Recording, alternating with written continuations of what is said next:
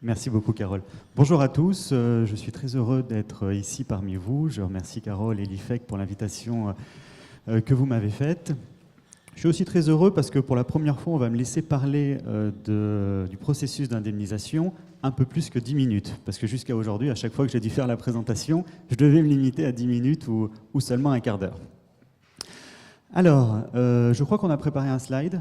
Ça pourrait être bien peut-être de le mettre, même s'il est assez court, ça vous permettra d'avoir des choses sous les yeux. Très bien. Alors, avant d'attaquer directement le sujet, la présentation que je vais faire, ça va être quelque chose qui est extrêmement pratique. Ce sera pratico-pratique, je vais essayer de simplifier les choses au maximum, et ensuite, dans le cadre des questions, peut-être qu'on pourra aller un peu plus dans le détail. Ça me semble être une bonne chose à faire. Je vais ajouter une petite introduction que je n'avais pas forcément prévu de faire, parce que mon voisin de table, lorsque j'étais en train d'écouter la précédente intervention, m'a dit « Mais comment ça s'est passé pour les précédentes professions qui ont été impactées par le législateur auparavant ?» Alors c'est vrai que nous, on a beaucoup travaillé pour les avoués, c'était en 2011, mais auparavant, il y avait déjà eu des professions qui ont été largement, sans mauvais jeu de mots, impactées par le législateur. Je pense aux commissaires-priseurs, je pense aux agents de change, je pense aux courtiers maritimes. Courtiers maritimes, on ne sait aujourd'hui même plus vraiment ce que c'est. Pourtant, c'était bien des professions qui existaient et qui ont fait l'objet donc d'une suppression de leur monopole, d'une réduction de leur périmètre d'activité. Toutes ont été très largement impactées. Alors comment ça s'est passé pour ces professions ? Écoutez, c'est très simple, et à notre connaissance, ça a tout le temps été fait de la même manière, ce sont des modalités un peu différentes. L'indemnisation était tout simplement prévue dans la loi, tout simplement. C'était le cas des courtiers maritimes. Il y avait un dispositif d'indemnisation prévu directement dans la loi. Il y avait toutes les modalités de calcul du chiffre d'affaires, sur combien d'années on pouvait revenir.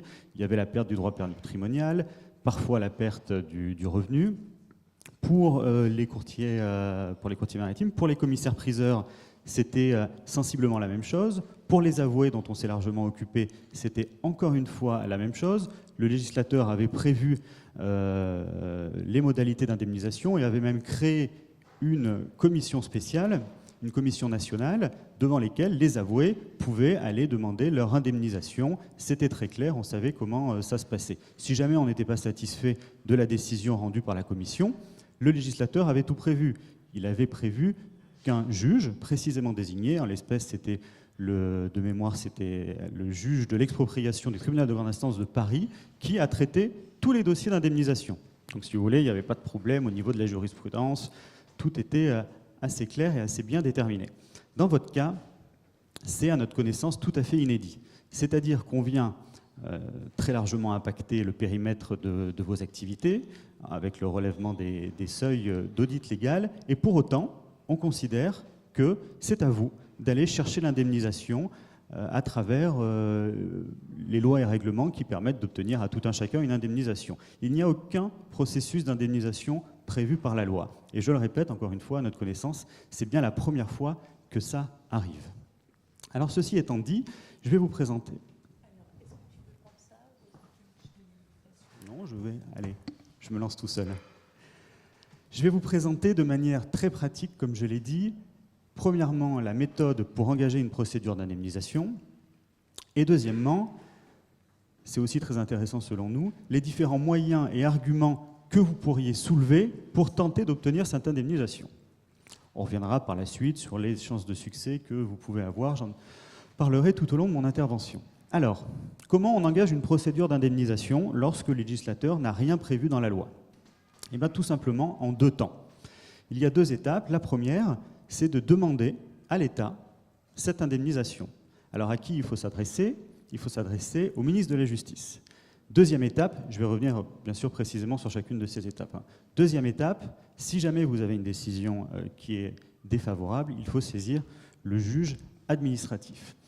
Alors, je ne sais pas si vous voyez très précisément ce qu'est le juge administratif, mais petit rappel pour ceux qui ne le sauraient pas. En France, vous avez 2 ordres de juridiction. Vous avez le juge civil, devant lequel vous allez si vous avez un problème avec votre société, si vous avez un problème avec votre femme, parce que vous voulez divorcer, pour toutes les questions du quotidien. Et lorsque ça concerne l'État, lorsque ça concerne les collectivités, lorsque ça concerne les établissements publics, eh ben, il y a un juge spécial qui a été créé et qu'on appelle le juge administratif. Il est réparti à peu près de la même manière que dans le judiciaire, c'est-à-dire que vous avez les tribunaux administratifs, vous avez les cours administratives d'appel et vous avez enfin l'organe suprême qui joue d'ailleurs un double jeu, le Conseil d'État, qui est à la fois le Conseil du gouvernement et qui est déjà intervenu en ce qui vous concerne au moment de l'examen de la loi, et qui est aussi juge de l'action de l'État. Alors, la première étape, adresser une demande indemnitaire préalable au ministre de la Justice. En l'espèce, j'aurais dû dire à la ministre de la Justice. Cette demande doit être faite évidemment par écrit, ça va mieux en le disant, et adressée par lettre recommandée avec avis de réception. Alors, c'est important de le rappeler, mais c'est des choses quand même qui vont sans dire. Le contenu, même si je vous invite à prendre la tâche d'un avocat pour le faire, c'est d'expliquer un petit peu les raisons pour lesquelles vous sollicitez une indemnisation. Il faut savoir que cette étape, l'étape numéro 1, n'est pas soumise au ministère d'avocat. C'est-à-dire que vous pouvez tout à fait faire cette demande seul. Il faut savoir en revanche que vous êtes ensuite tenu par cette demande. Je pense qu'il vaut mieux être conseillé dès le début. Alors, pourquoi vous devez être conseillé dès le début? Parce que le nerf de la guerre, ça va être de chiffrer cette demande. Alors, je suis persuadé que j'aurai le droit à plein de questions sur comment je chiffre mon préjudice, parce que c'est un petit peu... Alors là, on va vous aider, parce que dans le cadre de nos travaux à l'IFEC, nous avons toute une procédure pour chiffrer. Cette procédure a été élaborée par Florent Burtin, très en amont, hein, c'est-à-dire que pour nous défendre, on essayait de chiffrer ce que ça allait pouvoir coûter à chaque professionnel. Donc, dans le cadre de ce campus, nous vous diffuserons, ce ne sont que des propositions, bien évidemment, vous pouvez les adapter, mais ça vous donne au moins un départ pour chiffrer votre préjudice. Très bien. Je pense qu'on en parlera un peu plus précisément ensuite, mais sachez que c'est dès cette étape que votre demande doit être chiffrée, c'est-à-dire dès l'origine. Alors je nuance un petit peu mon propos parce que, en réalité, à ce stade, la demande doit être chiffrable. Et vous pouvez la chiffrer jusqu'à, c'est le principe, ce que le juge se prononce. En revanche, vous êtes irrecevable si jamais l'État vous dit un moment ou un autre dans la procédure que vous n'avez pas chiffré votre demande. Donc le meilleur conseil, c'est de la chiffrer dès le début. Ensuite, cette demande, et c'est un autre point important, doit être envoyée dans le respect des règles de la prescription quadriennale. Alors, il y a une prescription spéciale qui est prévue lorsqu'on engage la responsabilité de l'État, et c'est bien ce que vous allez faire lorsque vous allez demander une indemnisation en raison de l'intervention de la loi Pacte.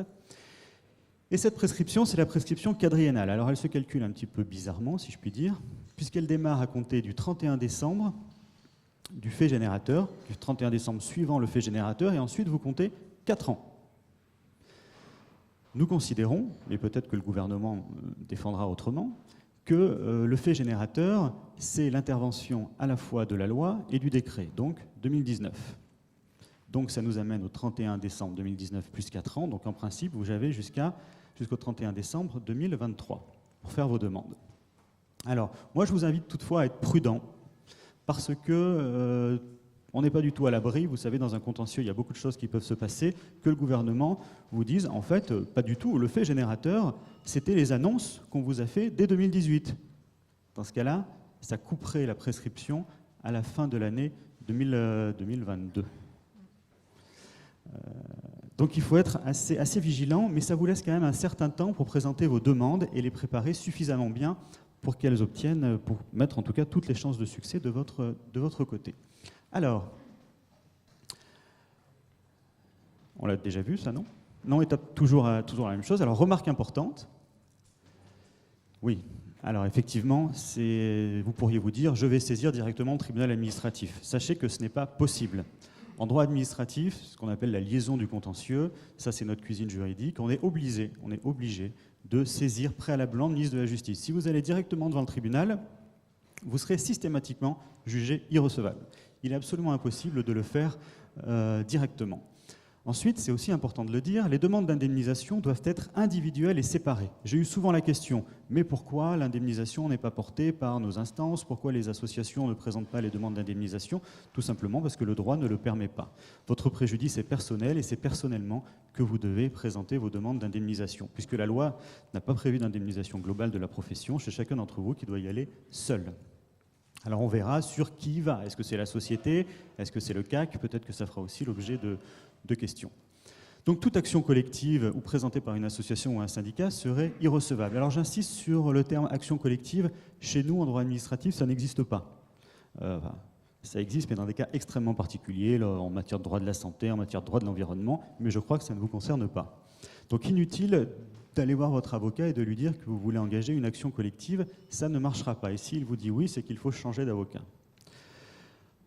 Ensuite, comme je le disais, c'est à vous qu'il revient de chiffrer le préjudice et d'en démontrer la matérialité. Alors c'est deux points très importants parce que le régime de la preuve en la matière, c'est le suivant. C'est-à-dire que c'est à vous d'apporter la preuve de votre préjudice.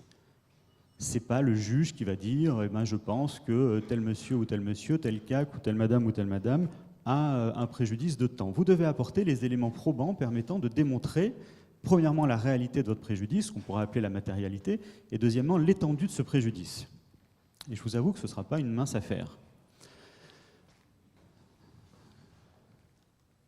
Alors, que se passe-t-il une fois que vous avez adressé cette demande préalable indemnitaire qui, je le rappelle, doit être envoyée dans le cadre de la prescription quadriennale et à la ministre de la Justice? Alors, plusieurs hypothèses. La ministre, nous pensons que c'est la plus probable, refuse l'indemnisation. Elle accepte partiellement l'indemnisation, ou alors elle ne vous répond pas. Vous avez vu, je n'ai même pas envisagé le fait qu'elle accepte totalement l'indemnisation. Mais c'est une hypothèse qui existe également sur le principe. Alors, dans tous ces cas-là, vous avez la possibilité de saisir le juge administratif. Mais là, vous allez être, malgré la prescription quadriennale, enfermé dans des délais. C'est-à-dire qu'à partir du moment où l'administration, la ministre de la Justice, vous dit non ou ne vous répond pas, passez un délai de 2 mois, puisqu'à partir de la fin d'un délai de 2 mois à compter de la réception de votre demande indemnitaire, naît ce que l'on appelle chez nous une décision implicite de rejet. Même si le principe en droit, c'est une décision implicite d'acceptation, il se trouve que dans votre cas, c'est une décision implicite de rejet. Donc dans tous ces cas, vous allez devoir saisir le tribunal administratif. Mais vous devez le faire, et là je vous conseille réellement de faire attention à ça, puisque vous pouvez tout perdre, dans le délai de 2 mois, passer la réponse ou le silence du ministre de la Justice. Alors je ne vous dis pas que c'est impossible de rattraper si jamais vous vous trompez dans le moment de saisine du tribunal administratif, mais soyez extrêmement vigilants, parce que je pense que la ministre, elle, le sera dans le cadre des contentieux. Donc, deuxième étape, il n'y a que 2 étapes, hein, vous allez voir, ce n'est pas extrêmement compliqué. La deuxième étape, c'est de saisir le tribunal administratif. Alors, quel tribunal administratif? D'abord, des remarques plutôt pratiques. C'est le tribunal administratif qui est territorialement compétent, c'est-à-dire celui dans le ressort duquel se trouve le siège de votre activité. Alors ça va poser une première difficulté pour les avocats qui vont être saisis de ces questions-là. C'est-à-dire qu'il y a un certain nombre de tribunaux administratifs en France. J'aimerais bien vous dire le nombre, mais je viens de l'oublier. En tout cas, ils sont nombreux. Et il peut y avoir, et ça arrive, autant de décisions différentes qu'il y a de tribunaux. C'est pour ça que le conseil que je vous donnerai, et j'appuierai beaucoup à la fin, c'est de coordonner votre action. En tout cas, voilà, plusieurs tribunaux administratifs vont être saisis avec le risque qu'ils rendent des jugements tout à fait différents. Deuxième chose, à partir de là, l'avocat devient obligatoire. Vous ne pouvez pas y aller seul, sinon pareil, vous êtes irrecevable. La loi vous impose de prendre un avocat pour ce régime-là de responsabilité. Délai de recours est de 2 mois, comme je vous l'ai dit. Petite remarque importante que j'ai tenu à préciser, c'est que le juge il a la faculté de moduler votre demande indemnitaire, mais simplement à la baisse. Il ne peut pas le moduler à la hausse. C'est-à-dire que vous avez tout intérêt à faire des demandes plutôt surélevées, plutôt que l'inverse. Puisque le juge ne peut pas statuer, c'est ce qu'on dit infra petita, c'est-à-dire au-delà de vos demandes. Et cette demande aura été quand même cristallisée dès le stade de la demande, en tout cas c'est ce que je vous conseille de faire, indemnitaire préalable. Alors je me suis permis de mettre les délais de jugement pour que vous ayez une idée, mais j'imagine que vous connaissez la rapidité et la célérité de la justice. c'est devant le tribunal administratif entre 7 mois et 2 ans et demi. Ce n'est pas moi qui ai donné ces chiffres, c'est les chiffres donnés par le Conseil d'État, tout simplement sur son site, et c'est ce qu'en qualité de praticien nous constatons régulièrement. Alors pourquoi il y a un tel écart ? Parce que tous les dossiers n'ont pas une difficulté similaire, donc un dossier plus facile sera jugé plus rapidement, et surtout vous avez des tribunaux, tout simplement, qui sont moins chargés que les autres et qui jugent plus rapidement. Alors voilà, je ne veux pas accuser ou jeter le discrédit sur certains tribunaux, loin de là, mais par exemple, d'expérience, je sais qu'à Orléans, on juge plus vite qu'à Toulouse. Voilà. Ensuite, une fois que vous allez avoir un jugement, que ce soit favorable ou non, vous ou l'État pourra ensuite exercer un certain nombre de recours. Il n'y en a pas 36, il y en a 3. Premièrement, c'est aller en appel. Vous allez dans la cour administrative d'appel. Ce n'est pas la cour d'appel classique que l'on connaît, comme je vous le disais au début, c'est la cour administrative d'appel. Si jamais l'État ou vous n'êtes toujours pas satisfait, tout ça, ça s'est passé pour les avoués. On a épuisé toutes les voies de recours d'ailleurs. C'est aller en cassation. Et vous avez à chaque fois des règles spéciales. Combien d'années pour les avoués ? Eh bien, 2011, les procédures ont été lancées début 2012 et ça a dû se terminer en fin 2018. Voilà. Il y avait un seul juge de désigné et les procédures étaient réputées rapides. Voilà. Mais c'est des gens qui sont allés, attention, jusque devant la Cour européenne des droits de l'homme. Je tiens à le préciser. Parce que vous avez donc un dernier recours, qui est un recours un peu spécial, mais qui dans votre cas ne doit pas du tout être, à mon avis en tout cas, exclu. C'est la saisine au final, une fois que vous avez épuisé les voies de recours internes, puisque vous ne pouvez pas la saisir directement, la Cour européenne des droits de l'homme. Sachant que si vous avez dès à présent l'idée de saisir la Cour européenne des droits de l'homme, peut-être que ça trotte dans la tête de certains, ça ne m'étonnerait pas du tout, eh bien il faut commencer à réfléchir dès le début. Parce que vous n'êtes pas, par exemple, recevable à saisir la Cour européenne des droits de l'homme si vous n'avez pas soulevé un moyen qui concerne la Convention européenne des droits de l'homme dès le stade du tribunal administratif. On ne peut plus se retourner par la suite. Donc il faut impérativement anticiper ce type de saisine. Alors, deuxième partie. Deuxième partie, alors quels sont les moyens et arguments majeurs, parce qu'il y en a évidemment toute une série, et comme il y a des situations très différentes, peut-être que parfois on soulèvera des moyens différents pour chacun, mais en tout cas les deux grands fondements de responsabilité pour tenter d'obtenir une indemnisation. Alors le premier, j'allais dire, est le plus sûr. Le deuxième, on a fait preuve un peu d'imagination. Il y en a peut-être même un troisième, mais je n'ai pas osé l'écrire. Alors le premier, c'est d'engager la responsabilité de l'État du fait des lois. Vous avez dû en entendre parler, c'est un petit peu le moyen majeur et c'est la voie qui vous est ouverte. C'est la voie qui vous est tout à fait ouverte. L'objectif de ça, c'est de tenter d'obtenir la réparation du préjudice grave et spécial subi par le CAC. Alors je vais revenir sur chacune de ces notions. Simplement avant, petit rappel, donc qu'est-ce que c'est que la responsabilité du fait des lois? Ça peut paraître étonnant que l'État engage sa responsabilité lorsqu'une loi est adoptée. D'ailleurs, ça n'existait pas, sachez-le, avant 1938, date de la célèbre décision Lafleurette, dont vous avez peut-être entendu parler. Nous, les juristes, on aime bien donner des noms aux décisions importantes. Et bien là, ça s'appellera Lafleurette en 1938. C'est la première fois où le juge administratif, précisément le Conseil d'État, a dit l'État, en prenant une loi, a engagé sa responsabilité et doit indemniser les personnes qui ont subi un préjudice en raison de l'intervention de cette loi. Il a posé toutefois un certain nombre de conditions pour ça. Si vous voulez, on pourra revenir aussi dans le cadre des questions sur quels étaient les faits de l'espèce dans Lafleurette. Ça vous donnera un peu une idée de comment le juge perçoit les choses.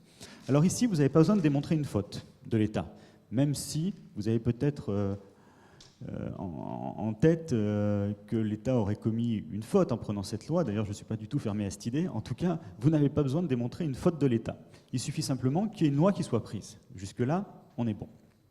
Ensuite, les conditions à respecter sont premièrement que l'indemnisation n'ait pas été exclue expressément par la loi, je vais y revenir, que le CAC qui soit requérant démontre avoir subi un préjudice, mais pas n'importe quel préjudice, un préjudice que l'on qualifie de grave et spécial, je vais revenir dessus, et enfin qu'il existe évidemment, je dis évidemment, mais c'est souvent sur ce point que ça pêche en réalité, il faut s'en méfier, un lien de causalité entre le préjudice grave et spécial que vous invoquez et l'intervention de la loi.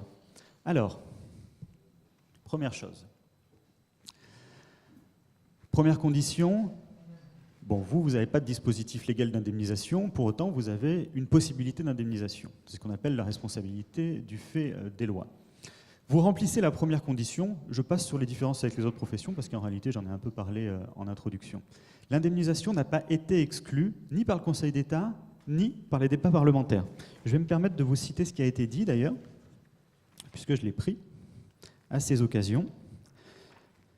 Le Conseil d'État, donc c'est quand même celui qui va juger en dernier ressort, a dit dans son avis du 19 juin 2018, dont vous avez eu connaissance puisqu'il a été publié, il termine ses considérations comme ça: la possibilité d'une indemnisation par l'État du préjudice grave et spécial pouvant résulter, pour certains professionnels, de la mesure présentée sur le fondement de la responsabilité sans faute du fait des lois. Bruno Le Maire a dit sensiblement la même chose, d'ailleurs à 2 reprises, et il l'a dit notamment le 15 mars 2019 dans le cadre des débats parlementaires. Il a dit « Chaque commissaire aux comptes qui se sent lésé pourra saisir le tribunal administratif, lequel évaluera s'il y a un préjudice anormal et spécial. Il y aura indemnisation si le juge administratif estime qu'il y a un tel préjudice. » Donc la première condition est remplie. La loi, les débats parlementaires n'écartent pas la possibilité d'une indemnisation. La voie vous est ouverte. Elle est ouverte, mais je vous avoue qu'elle est quand même assez mince. Il conviendra de mettre toutes les chances de votre côté pour obtenir une indemnisation, et il est clair que tous les professionnels ayant subi un préjudice n'auront pas droit à cette indemnisation. Alors, deuxième condition, démontrer un préjudice grave et spécial. Alors, la jurisprudence qui a mis en place ce régime de responsabilité date de 1938. Depuis 1938, le Conseil d'État n'a jamais défini les critères de gravité et de spécialité. D'ailleurs, le critère de gravité, avant, s'appelait anormalité. Donc il a fait évoluer un petit peu sur le plan sémantique, mais sans jamais venir définir ce qu'est un préjudice grave et spécial. Alors qu'est-ce que c'est qu'un préjudice grave ? Tout dépend des situations. Dans le cas de la Fleurette, qu'on a cité juste avant, c'était une société qui a dû arrêter complètement son activité. On imagine que c'est suffisamment grave. Dans votre cas, qu'est-ce que c'est ? On a un indice, en tout cas dans les travaux parlementaires.